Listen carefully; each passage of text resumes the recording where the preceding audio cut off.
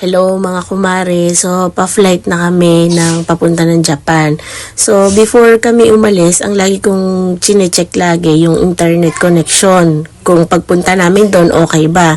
So kaysa bumili kami ng SIM card, ang ginawa ko, nagtingin ako ng packet wifi. So via Klook, nag-check ako. Yan, months before, nag-check din ako doon sa mga nagba-vlog na nagpunta na ng Japan. So, ayan, nakita ko, 974.8 ko siya nakuha kasi ginamit ko yung code ni Sir JM Ban Quico yata. I'm not sure. Thank you, sir.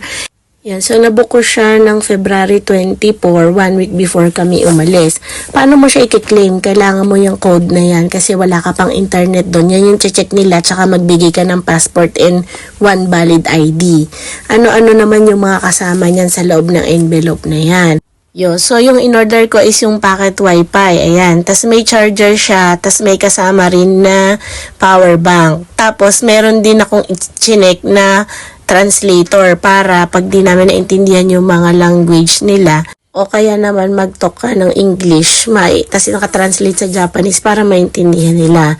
So, paano namin isosoli yan? Kasi dito kami nag-enter ng Tokyo sa Narita Airport pero mag-out kami papauwi na ng Philippines doon sa Kansai, sa Osaka. Pwede yun basta may nakita kayong nearby na post o kaya naman sa mismong airport meron din. So kahit saan ka na magpuntang lugar sa Japan, may signal ka, may wifi connection ka. Mahalaga kasi dyan ng internet kasi Google is life. Talagang yung Google Map ang babasihan mo kung saan mo gustong magpunta. Marami rin namang area na may free wifi. So ito na yung gagawin pag isasoli na. So ito yung kinuha namin na packet wifi. Yung via Klook. So nakapangalan siya sa akin. Kinuha namin siya sa Narita. So, Narita International Airport. Pero dito kami mag-out sa Kansai. So, iiwanan lang namin nakalagay. Yan. Para pag-return, yan, nakalagay lang doon. Just drop it by. Wala na kahit sa, hindi mo na po problema. So, affordable naman. Yes, medyo maingi kasi nasa airport na kami niyan bago namin isoli. Ayan, i-check mo muna kung okay yon. Don't forget to turn off yung lahat ng mga gadget, yung power bank, yung packet wifi, yung translator, yung mga cords. Kasi, i-email nila sa'yo kapag may nasira ka or what. Liable ka pa rin, babayaran mo pa rin. Yan, so tinurn off ko na yung mga gadget and then ipapasok ko na sa loob ng pouch and then yan, pinasa ko ni daddy dun sa envelope and then isi-sealed niya na. Pinibidyohan din namin para meron kaming document na isinend namin nga dun. So ayan na, sinisil na ni daddy, binabasa lang namin yung instruction para ma-drop na namin. Kasi in-explain lang din sa akin na drop it there on the post nearby the airport. So, sa loob meron naman. So, ayan, sinil na ni daddy, inaalis niya na yung sticker.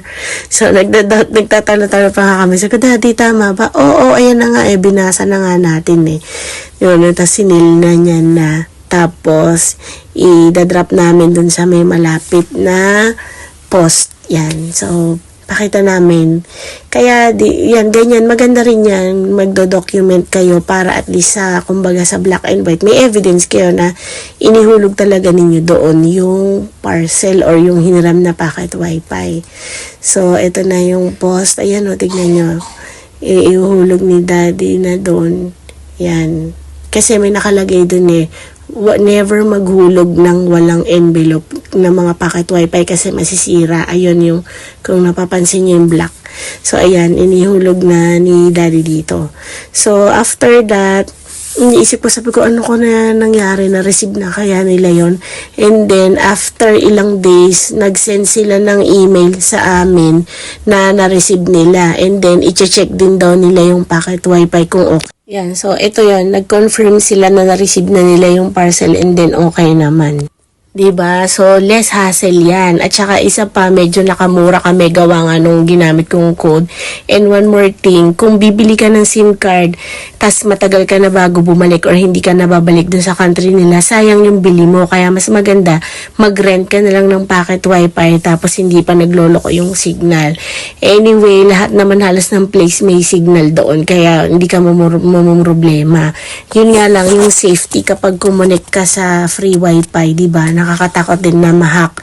So, yun yung convenient nun. So, marami pa silang offers. So, tignan nyo na lang. Bye-bye. Thank you.